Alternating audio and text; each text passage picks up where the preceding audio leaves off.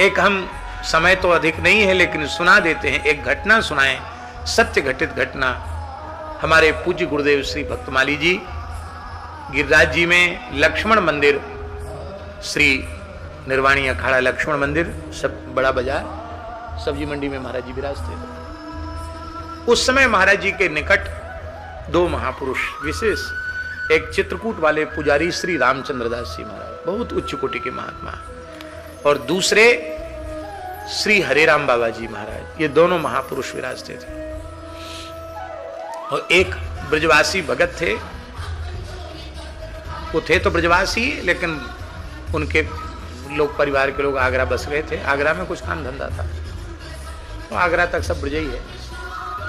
बल्लभ कुली थे वो, बल्लभ कुल के वैष्णव थे भगवान दास, और उनको लोग खलीफा गुरु कहते थे। भगवान जी ने क्यों खलीफा गुरु कहते थे भगवान जी? रोज दाऊ जी की बूटी छानना, भंग रोज छानते थे, और जैसे गिरिराज जी में आते तो सब भंगेड़ी सब इकट्ठे है जाते। आपको सुन के आश्चर्य होगा, 2-2, 3-3 दिन अटल बिहारी जी रह जाते थे। अटल बिहारी, वो भी भंग छाने के बड़े शौकीन थे, अटल बिहारी वाजपेयी जी। तो भगवान दास ने उनको भी भंग छनाई, महाराज जी को वहीं अखाड़े में रह जाते अटल बिहारी वाजपेयी, तब प्रचारक थे संघ के। तो अब ये बात सबको मालूम नहीं, वो जमाना था, पंडित श्री दीनदयाल उपाध्याय जी भी आते थे, उनकी गोष्ठी में सम्मिलित होते, वो भी ब्रजवासियों का श्रृंगार था। किसी छाने घोटे, मानसी गंगा में खूब तैरे, गोता लगाए, फिर गिरिराज जी की परिक्रमा निकल गए, पूरे मुंह पे मोहड़े पे पूरा गोपी चंदन को थोपा चंदन लगाए के, और रोली थे ऐसी बल्लभ कुली उंगरिया थे, रोली थे, जैसे गिरिराज बाबा के तिलक खींच दिए जाए ना, ऐसी तिलक खींच के फिर चलते। बद्रीनाथ गए खलीफा गुरु, अरे खलीफा कछु मांग ले बद्रीनाथ बाबा से, अरे बाबा तेरी कृपा ते खूब छंती घुटती रहे, बस अचरा पसार के यही मांगू, आखिरी क्षण तक छंती घुटती रहे, कछु नहीं मांगे। और तो हम ब्रजवासी तो खूब हृदय खुल के आशीर्वाद दें, बस तो कुछ दे सके तो आखिरी क्षण तक छंती घुटती रहे, ऐसे वो विनोदी थे। तो श्री हरेराम बाबा और श्री पुजारी रामचंद्र दास जी ने प्रस्ताव किया कि हम लोग बरसाना चलें राधा बाग में, वहीं कुछ दाल बाटी चूरमा बने। तो व्यवस्था सारी जुटाई भगवान दास खलीफा, और गिरिराज जी से पैदल ही बरसाना चले गए। भोर में जल्दी गए, और सामग्री भी अपने हाथ में ही झोला मैंने अपने कमंडल और बाल्टी लेके वहां गए, घी वगैरह लेके गए।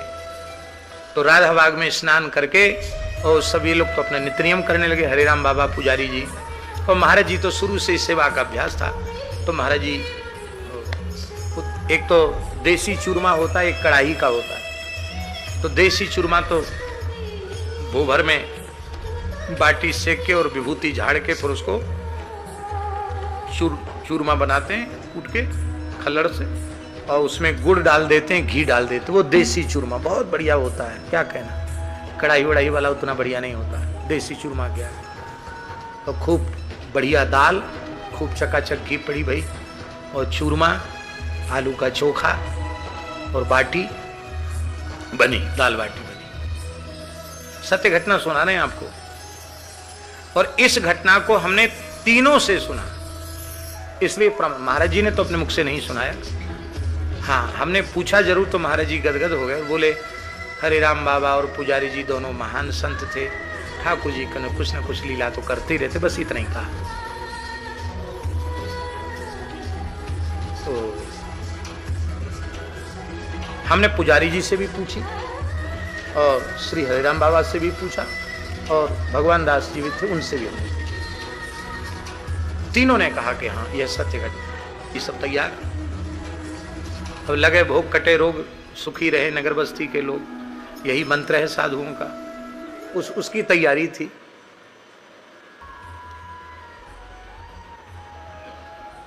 तो महाराज जी तुलसी जल पधराए के, और इधर राधाबाग में देखा हुआ है, उधर नंदगांव है। जय हो राधा रानी, जय हो लाला, दोनों को खूब प्रेम से आप आरोगो, भाव से भोग धराए। अभी पता नहीं क्या हुआ कि महाराज जी एक कौपीन में ही थे, लंगोटी में थे, और बगीचे में थे तो अपने लंगोटी में थे, त्यागी तपस्वी जैसे होते, और गमछा सिर से बांधे हुए थे।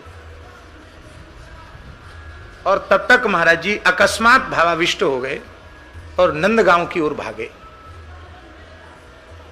राधा बाग से सीधे, कोई रास्ता वस्ता नहीं, खेत वेत सब ऐसी भागे।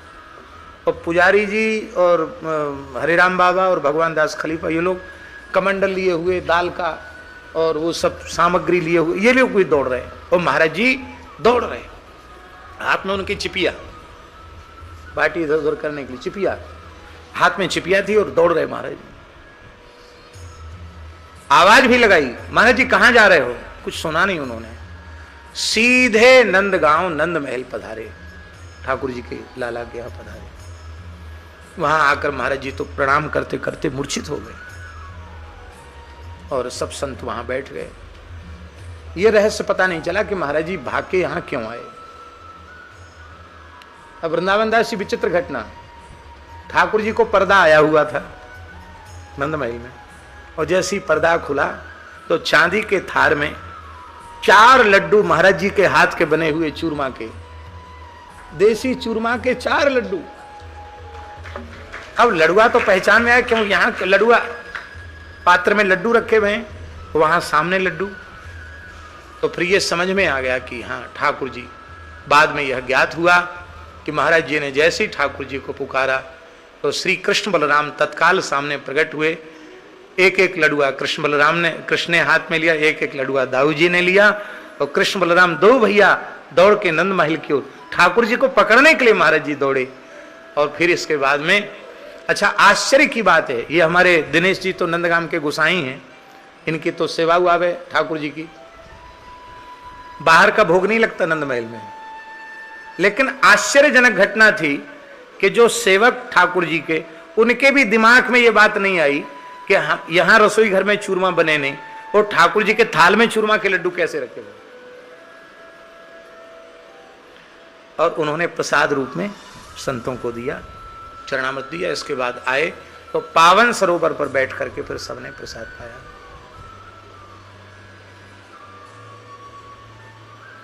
ये बात हम इसलिए कह रहे हैं कि माखन चोरी तो माखन चोरी है, लड़ुआ चोरी है रही है आज भी। भगवान पदार्थ के भूखे थोड़े ही हैं, आप भाव से जो स्मरण करो वो तत्काल ब्रज में होता है।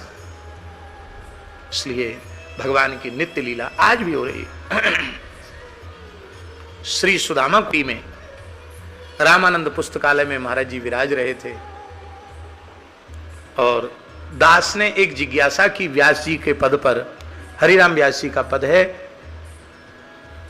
व्यास महलन लिए पीक दानी, उसमें अंत में आता है, बहुत सुंदर पद है, अब तो समय नहीं तो हम पूरा पद सुनाते। अंतिम में है, व्यास महलन लिए पीक दानी, नव चक्र चूड़ामणि नृपति मणि सावरो, और तरुण पट्ट राधिका रानी, ऐसा बड़ा सुंदर पद है। अंत में है, व्यास महलन लिए पीक दानी। तो दास ने महाराज जी से जिज्ञासा की कि महाराज जी व्यास महलन लिए पीक दानी, हरिराम व्यास जी कह रहे हैं कि बिहरत तहां दो, वहां दोनों विहार कर रहे हैं, और वहां कोई नहीं, जानना पावत को, वहां कोई नहीं जाता, पर हम तो हैं वहां। क्या कर रही हो तुम? व्यास महलन लिए पीक दानी, नित्य निकुंज में, निवृत्त निकुंज में मैं हूं, क्योंकि युगल सरकार वो वीरी चरवण करते हुए उनको थूकने की इच्छा होगी, तो पीक दान की सेवा हमारी है, पीक दान लेकर के मैं उपस्थित हूँ। हमने कहा कि निरंतर व्यासी वहाँ भी उपस्थित हैं, और प्रकट रूप से संत स्वरूप में जुगल किशोर जी की सेवा भी कर रहे हैं, संतों की भी सेवा कर रहे हैं। तो एक समय में, एक काल में ये 2 प्रकार से कैसे हो सकता है कि सखी रूप में सेवा भी, और इधर प्रकट रूप में संत सेवा और ठाकुर सेवा भी, ये कैसे हो सकता है? क्या 2 स्वरूप हो जाए?